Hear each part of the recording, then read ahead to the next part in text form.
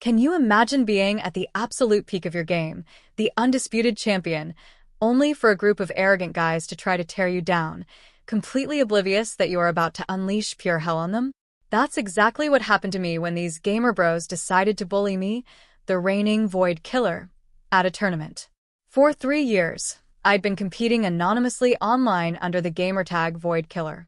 Nobody, and I mean nobody, knew that the faceless champion who'd won 5 major tournaments was actually me, Ashley, a 19-year-old girl. I liked it that way. But the second I walked into the tournament hall for my first ever in-person event, a group of guys at the registration table started laughing. The tallest one, wearing a jersey with Calvin on the back, sneered, "Lost, sweetie?" The anime convention's next door. His friend, Otto, chimed in, asking if my boyfriend was competing and offering to show me where the girlfriend section was. My blood was already starting to boil. When I told them I was actually here to compete, Calvin actually spit out his energy drink. She thinks she can hang with real players because she beat her little brother at Mario Kart once. The derision in his voice was thick. Otto snatched my registration form and read my name aloud in this mocking, high-pitched voice. Kevin, another one of them, said I probably used a controller with pink buttons. He suggested girls always needed to cheat. Then Calvin did something that made my stomach churn. He grabbed my wrist, twisting my hand into position, explaining that real gamers used a claw grip. He pressed down so hard I heard my knuckles crack. My equipment bag got dumped out by Otto, who held up my custom mouse, laughing that it was probably programmed with macros. They demanded I answer their quiz questions about game lore. When I answered every single one perfectly, Otto accused me of Googling and tried to snatch my phone. Kevin went through my photos, making disgusting comments about OnlyFans. It was a nightmare. Then, Calvin's eyes landed on my competitor badge. His face went from mocking to beet red. He held it up and screamed that diversity quotas were destroying competitive gaming. He cornered me against the registration table, his face inches from mine, and slammed his hand over my mouth when I tried to speak. His palm pressed so hard, I actually tasted blood. Kevin, meanwhile, grabbed my mouse, my custom mouse, and stepped on the cable until it sparked. My heart was racing. I was trapped. Calvin leaned in close, his breath hot against my ear, and whispered, his voice a venomous hiss, "After I'm done with you, I'm going to find every girl at this tournament and tell them exactly what happens when they try to invade male spaces." Just as I felt a panic attack rising, the tournament organizer's voice boomed through the speakers, calling our pool to the main stage. My hands were trembling so badly, I had to shove them into my pockets. 3 years of dominating online, 5 championships, and these guys had made me feel like that scared 12-year-old who first got told she didn't belong in voice chat. The fear was physical. I hated it. I sat down at my assigned computer. The screen loaded my account. My gamertag, Void Killer. Calvin was 2 seats away. I watched him glance at my screen, then freeze. He looked at my face, then back at the screen, then at my face again. His jaw dropped. "No way," he whispered, a strangled sound. Suddenly, the commentators' voices boomed through the speakers. "And we have a special treat today, folks. 5-time champion Void Killer is competing in person for the first time ever." The crowd erupted. People were standing, craning their necks, trying to see who was sitting at my station. Calvin's face drained of color. Otto and Kevin were frantically whispering to each other, their earlier bravado completely gone. The first match started. Calvin versus me. He was shaking so badly, he could barely click his mouse. I decimated him. 4 minutes. It was the shortest match in tournament history for that bracket. The crowd went absolutely insane. Otto lasted 6 minutes. Kevin lasted 5. After each match, I stood up and looked them directly in the eyes. I didn't say a word. I just let them sit with it. Let them drown in their humiliation. By the finals, the story had spread like wildfire throughout the entire hall. People had footage of Calvin's crew harassing me at registration. Someone had recorded Kevin destroying my mouse. Another person caught Calvin covering my mouth. The tournament organizers pulled all 3 of them aside during the semi-final break. When they came back, their faces were gray.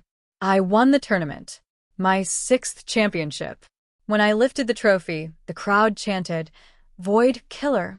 Void Killer!" so loud the walls actually shook. The post-match interview went viral. The host asked about competing in person for the first time. I told the truth, every single detail about what Calvin and his friends had done. The footage was everywhere within hours. Gaming news sites picked it up. Then mainstream outlets. Calvin's team dropped him before the sun even set. Otto lost his streaming partnership. Kevin's sponsorship deals evaporated overnight. 3 weeks later, the tournament organization announced a permanent ban on all 3 of them. Lifetime.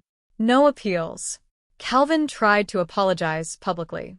He posted a video saying he'd made mistakes and was working on himself.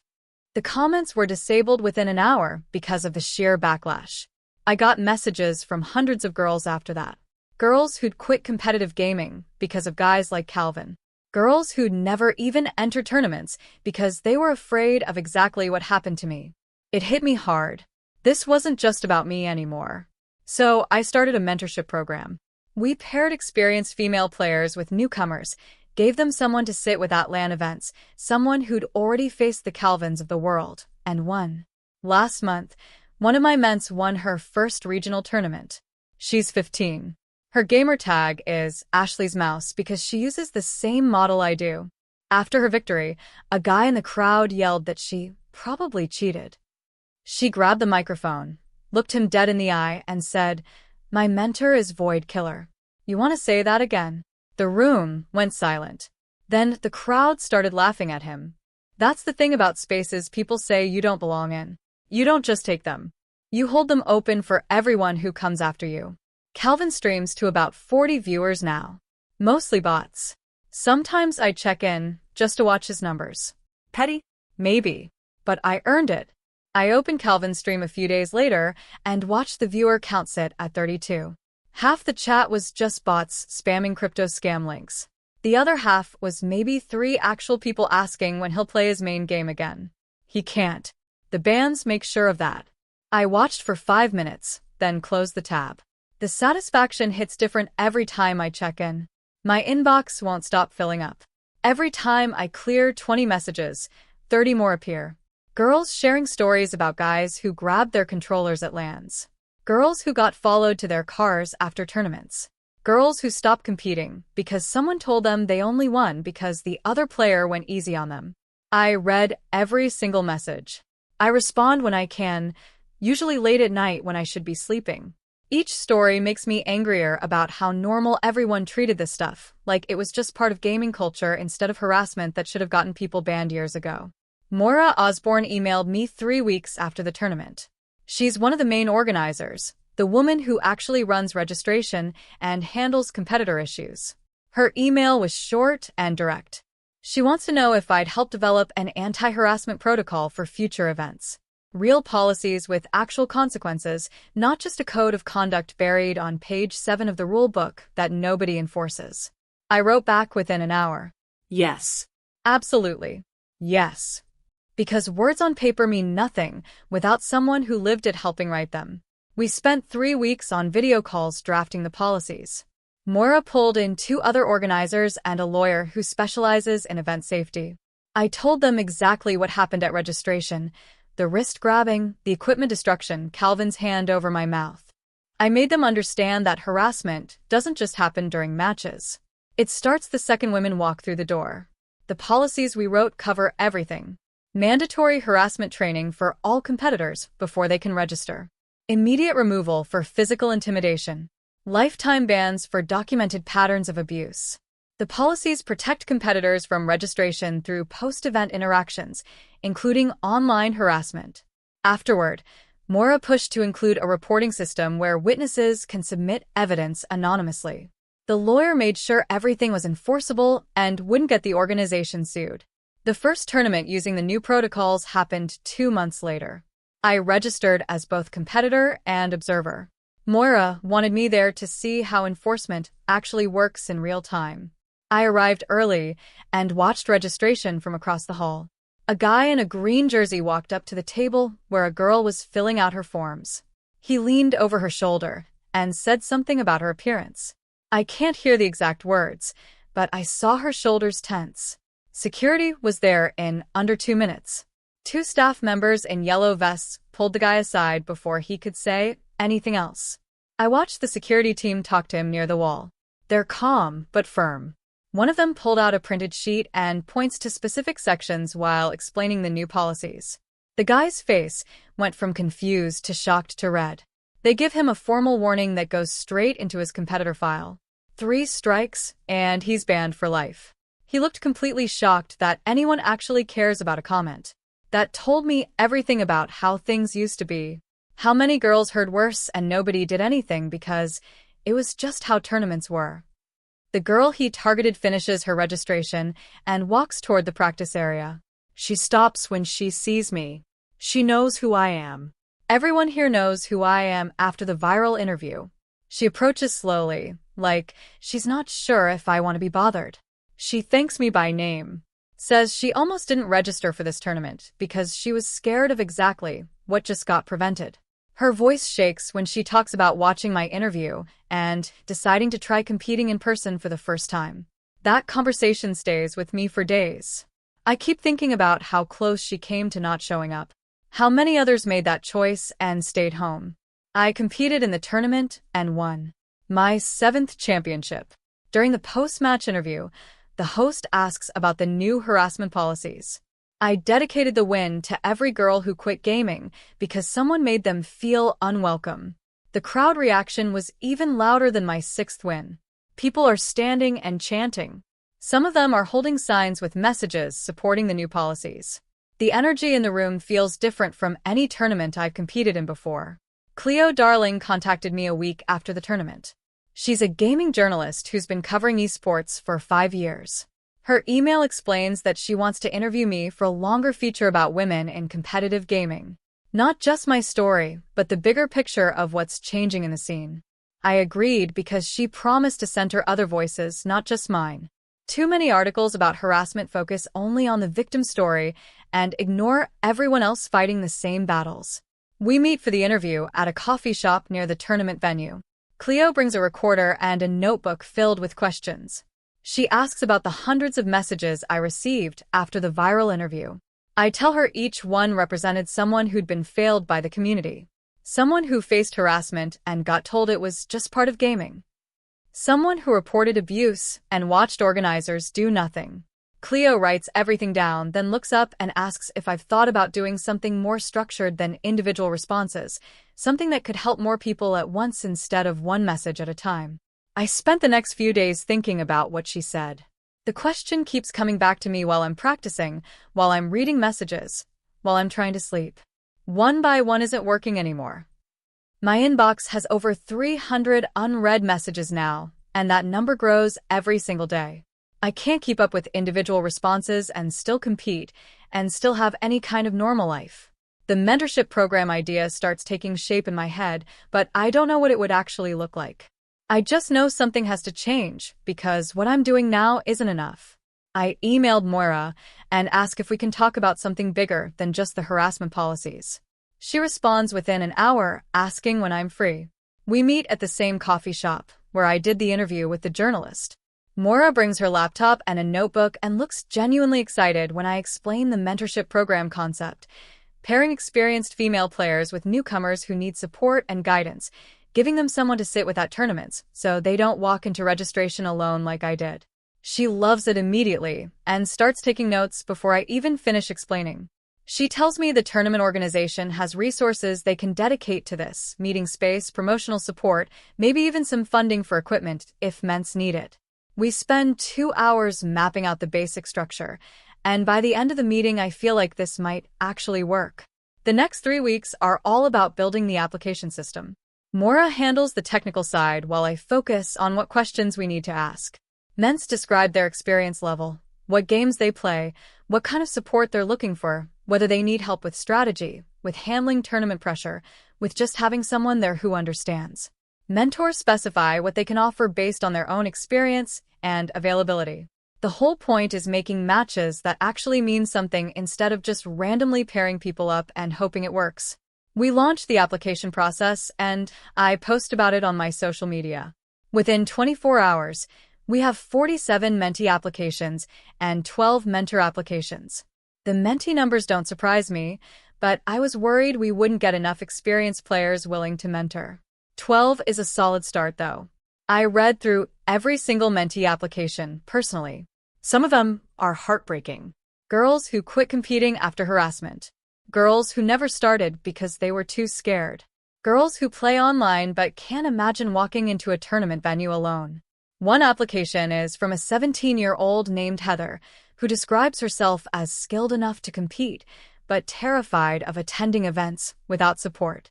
She's been playing for 4 years, has strong mechanics, knows the meta inside and out, but she's never been to a single LAN because the idea of walking in alone makes her physically sick. I accepted her as one of my personal ments immediately. We start video chatting twice a week to practice together. She's even better than her application suggested. Her game sense is incredible and her execution is clean. The only thing holding her back is fear, and I know exactly how that feels.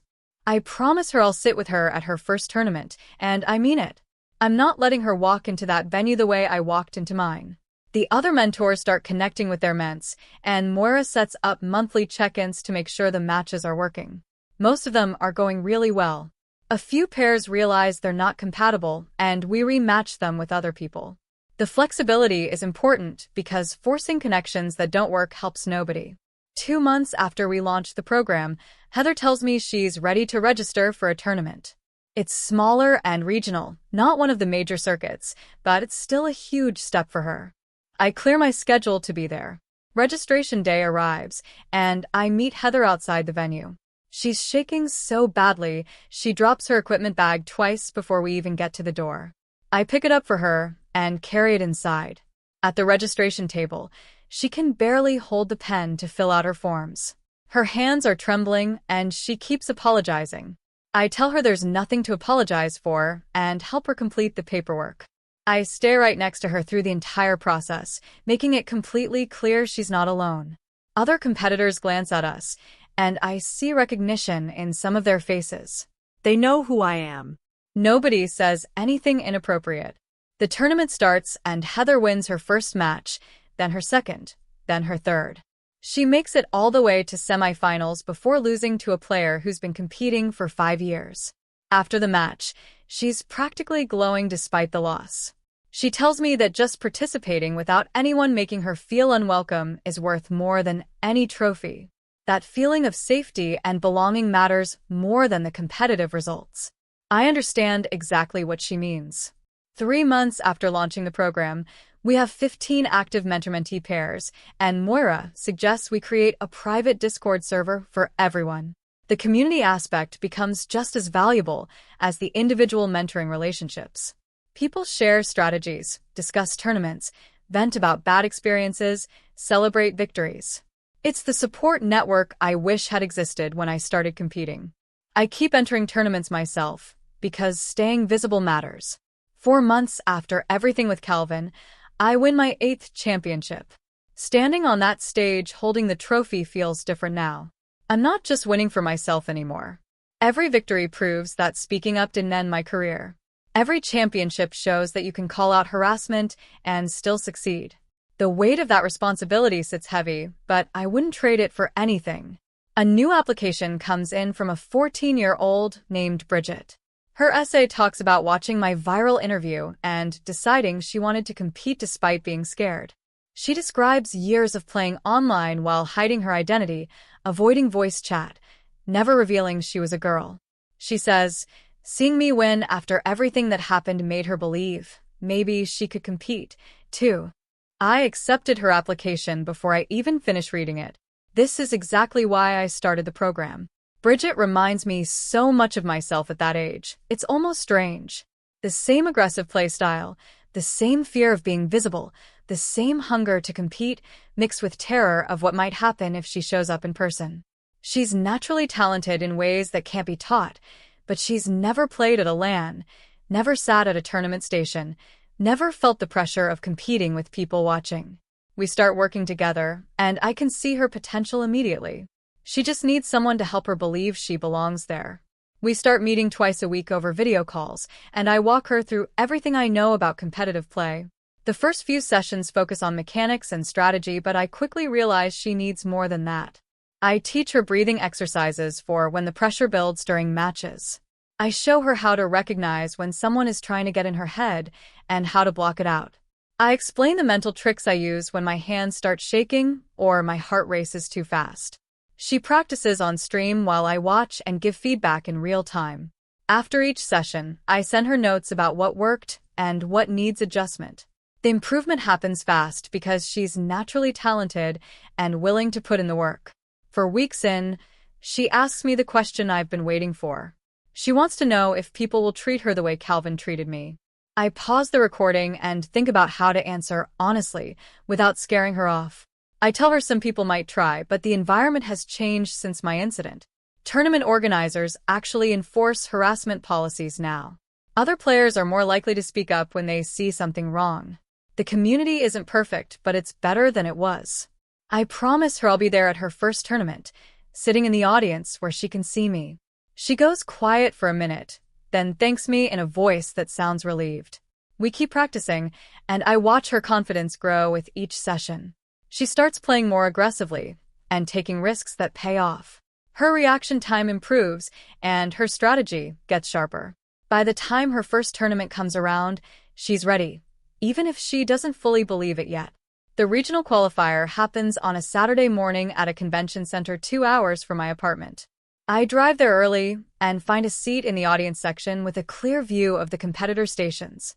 I'm wearing my Void Killer jersey, so she can spot me easily when she looks up. The venue fills up fast, and I watch players register at the same tables where Calvin cornered me 8 months ago. Everything looks different now. Security walks the floor checking badges. Staff members wear shirts that say, "Ask me about our harassment policy," in bright letters. The atmosphere feels safer, even though I know one tournament doesn't fix everything. Bridget arrives looking nervous, and I catch her eye from across the room. She gives me a small wave, and I see her shoulders relax slightly. She registers without incident and heads to her assigned station.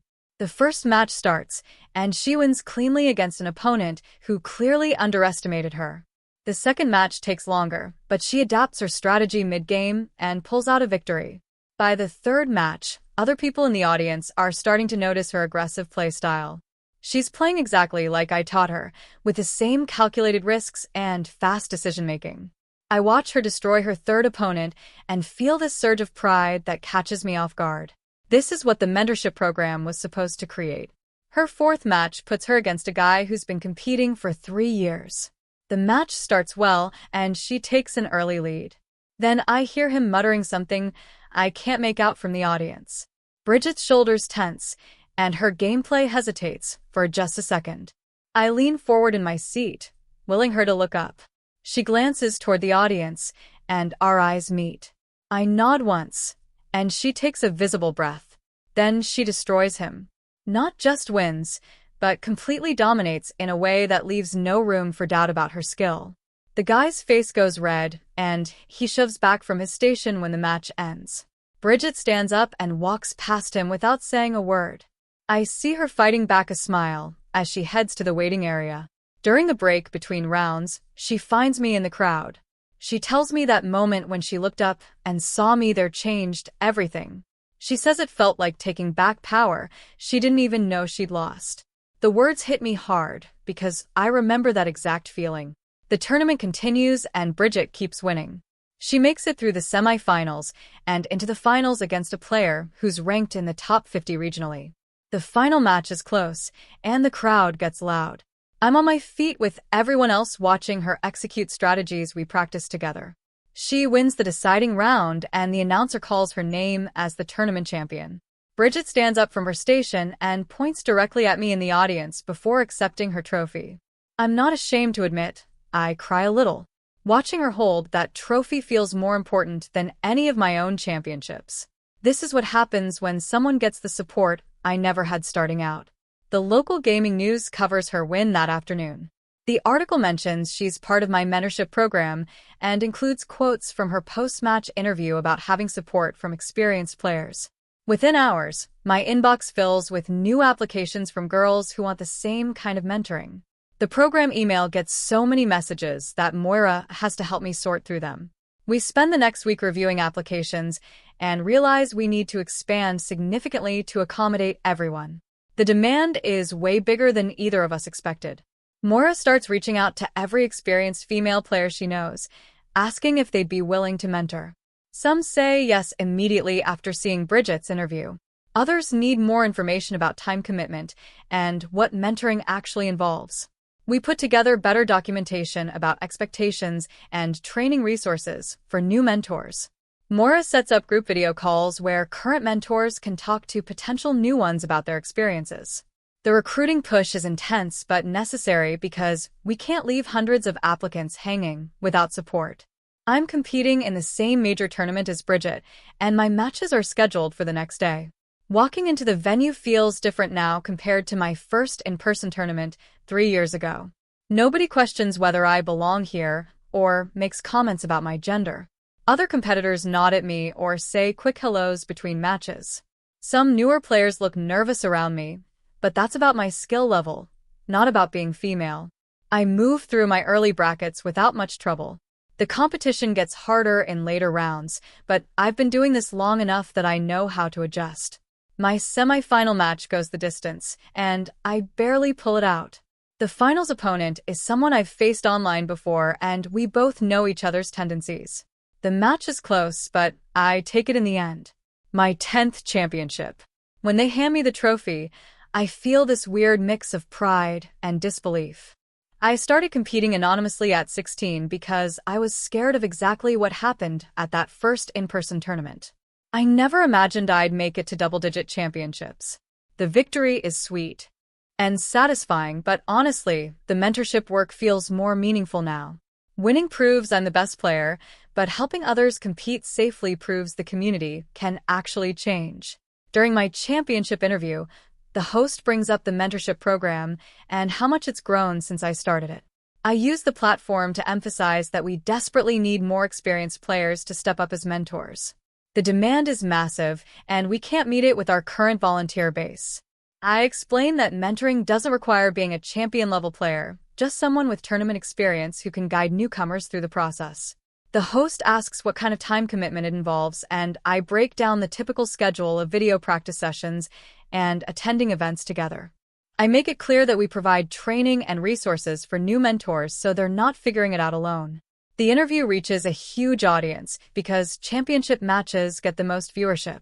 That same night, 3 professional players contact me directly offering to join as mentors. They all mention seeing the interview and wanting to contribute to the cultural shift. One of them has been competing for 7 years and says she wished something like this existed when she started. Another is recently retired from competition, but still heavily involved in the scene.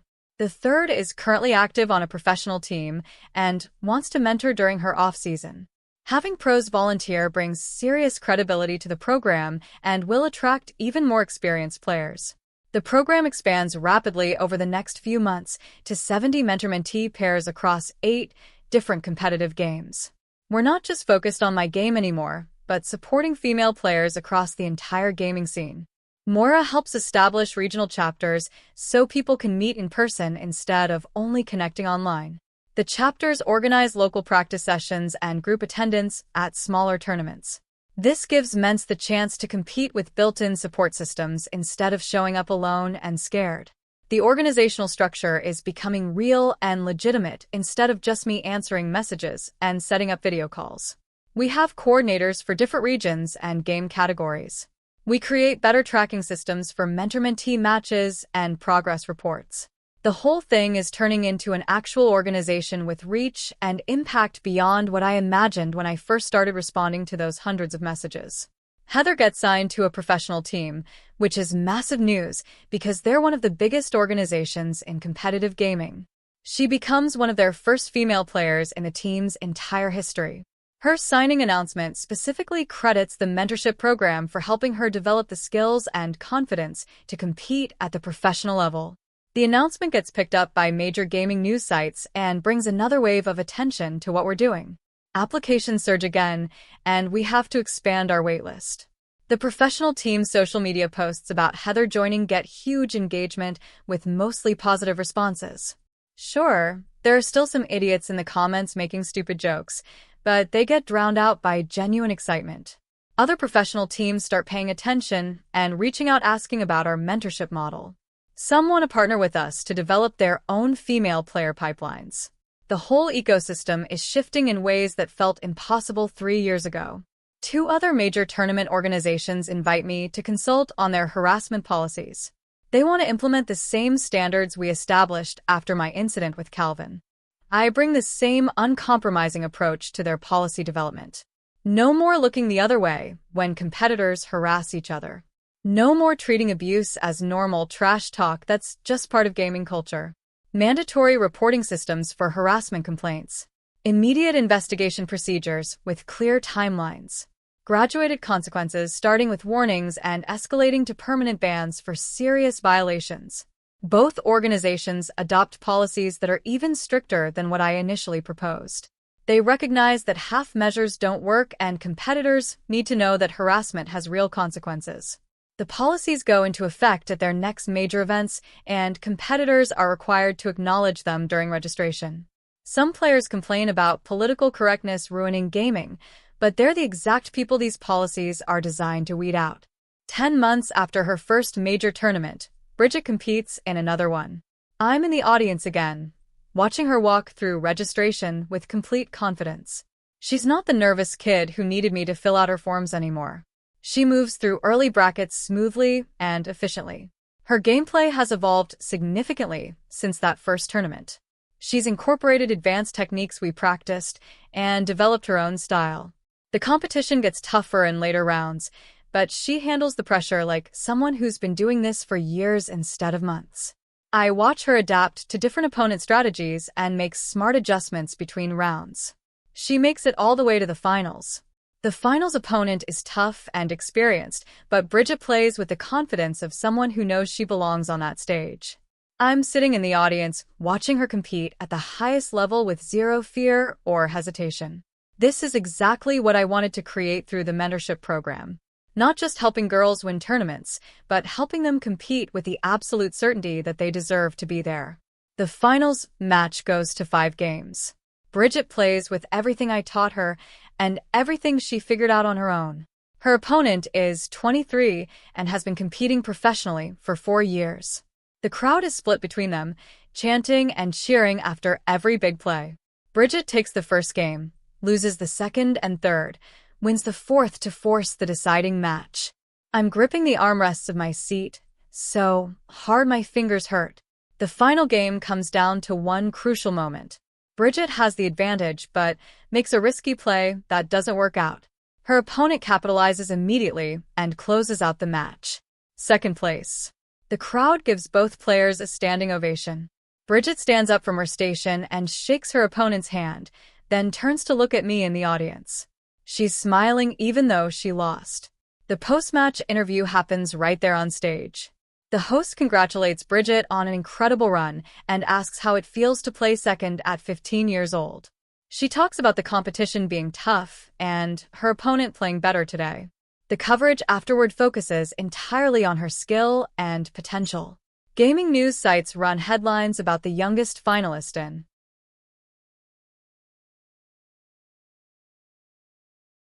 tournament history. Nobody mentions her gender as a qualifier or excuse. The articles analyze her gameplay, her strategies, her future in competitive gaming. It feels like actual progress when skill gets recognized as skill instead of being filtered through whether someone is a girl or guy. After the award ceremony, people are filing out of the venue. Bridget is talking to some other competitors near the stage. I'm heading toward her when some guy in the crowd yells out that she probably cheated. His voice carries across the whole space. Everyone nearby stops and turns to look. Bridget doesn't hesitate for even a second. She walks straight to where the microphone is still set up on stage, picks it up, and her voice comes through the speakers. She asks if he wants to say that again, then adds that her mentor is Void Killer. The room goes completely silent. You could hear someone breathing from across the venue. The guy who yelled is standing there frozen. Then someone in the crowd starts laughing. Another person joins in. Within seconds, the entire room is laughing at him. Not with him. He tries to say something, but nobody can hear it over the noise. He pushes through the crowd and leaves through the side exit. I watch him go and feel this deep satisfaction that has nothing to do with my own vindication. The community just defended Bridget without me having to do anything.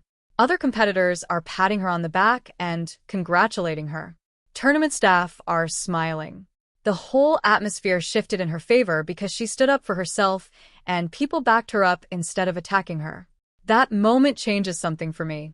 I've been thinking about this work as holding space open for other girls to compete safely, making sure they don't face what I faced. But watching Bridget grab that microphone and challenge someone who tried to diminish her achievement, I realize she's not just occupying space I'm holding open. She's claiming it as her own. She's making it hers. The next generation isn't just benefiting from the battles I fought. They're fighting their own battles with confidence because they know they have support. They're not scared and alone the way I was. That's what actually matters.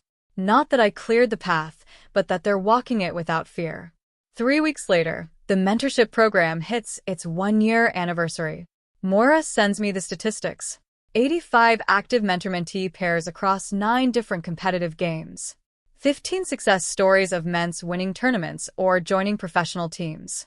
3 men's have gotten sponsorship deals. 7 are streaming regularly with growing audiences. The Discord server has over 200 members now, including mentors, ments, and alumni who stay involved to help newcomers. We're making measurable impact that shows up in actual results. Girls are competing, winning, building careers in gaming. The numbers prove the program works beyond just good intentions. Moira calls me the next day and says the tournament organization wants to talk about expansion. They've been contacted by gaming organizations in 6 other countries asking about our model. Everyone wants to know how we structure the program, how we match mentors with ments, how we handle issues that come up. The organization is proposing partnerships to replicate what we built internationally. Moira asks if I'm interested in being involved with the expansion. The idea of going global is overwhelming. I built this program for the girls who messaged me after my story went viral. I never imagined it would spread beyond North America. But if it can help more people, if it can create the same kind of support network in other countries, then obviously I want to be part of that. I tell Moira yes before I can overthink it. 2 months later, I compete in another major championship. I win my 11th title. During the post-match interview, the host asks about my future plans. I announce that I'm stepping back from competing full-time to focus on leading the mentorship program. I'll still compete occasionally, but my priority is the work that creates lasting change instead of just adding more trophies to my collection. The decision feels right. I've proven everything I needed to prove as a competitor. Now it's time to put that energy into building something bigger than my own career. The crowd applauds when I explain what the program does and how it's expanding. Several people come up to me afterward, asking how they can get involved as mentors.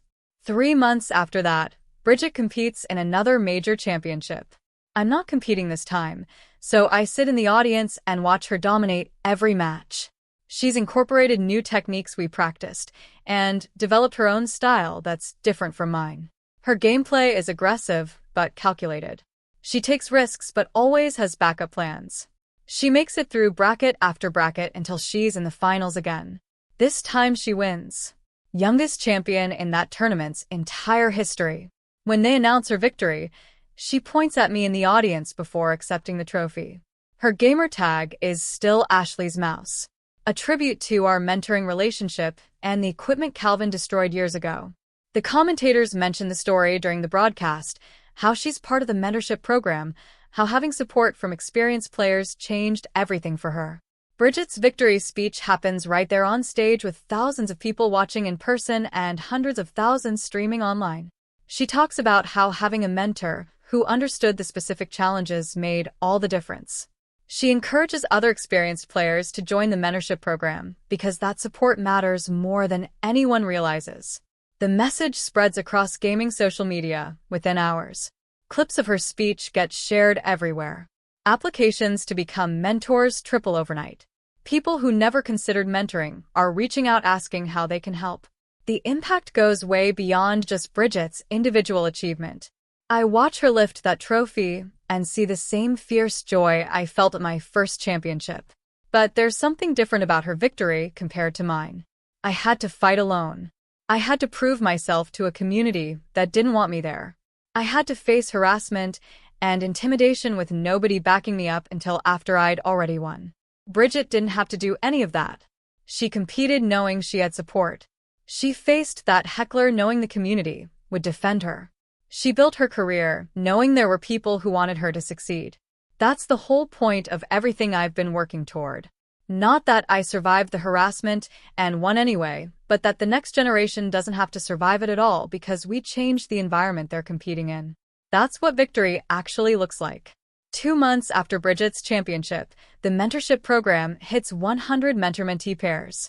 Maura calls me on a Tuesday afternoon with the numbers and asks if I'm ready to make this official. We spend 3 weeks filing paperwork to establish a formal nonprofit organization. Maura becomes executive director because she has the organizational skills and I have the public profile. We divide responsibilities based on what each of us does best. The nonprofit status means we can accept donations and grants to cover travel costs for men attending their first tournaments. We can pay for equipment for girls who can't afford decent setups. We can offer scholarships for tournament entry fees. This thing I started by answering messages in my inbox has turned into something sustainable and bigger than any one person. The structure means it'll keep going even if I step back someday. I still compete occasionally, because walking away completely would feel like letting the Calvins win in a different way. 14 months after the original incident, I win my 12th championship at a major tournament in Seattle. The victory feels less important than the message it sends every single time I step on stage. Speaking up about harassment didn't end my career. I'm still here. I'm still winning. Every trophy proves that telling the truth doesn't make you weak or ruin your future. The gaming media covers my 12th win, but spends more time talking about the nonprofit and how many girls are competing now who wouldn't have before. That shift in focus is exactly what I wanted. Calvin's stream is down to 40 viewers now when I check it late one night. Most of the chat is bots spamming crypto scams and fake giveaway links. He's playing a different game because he can't compete in his original specialty anymore with the lifetime bans. His viewer count used to be in the thousands back when he had sponsorships and a team. Now it's just him in a dark room talking to almost nobody. Some people tell me it's petty to check his numbers. Maybe it is. But I earn the right to feel satisfied watching consequences play out. Justice doesn't always happen in situations like mine. When it does, I'm allowed to notice. The thing about spaces people say you don't belong in is that you don't just take them for yourself. You hold them open for everyone who comes after you. I watch the next generation compete without the fear I had at their age. They walk into tournament halls knowing there are policies protecting them and mentors supporting them and a community that will defend them if someone tries what Calvin tried. Bridget lifts trophies without anyone questioning if she cheated. Heather joins professional teams without anyone asking if she's just there for diversity. New girls register for their first tournaments without shaking hands or tasting blood. That's the best victory I could have asked for. Not revenge. Not personal glory. Just watching the doors stay open and seeing who walks through them. All right, that's all I've got today. Thanks for letting me share this journey with you. Have you ever stood up against injustice, even when it felt like you were alone? Or seen someone else pave the way for a better future? Let me know in the comments below.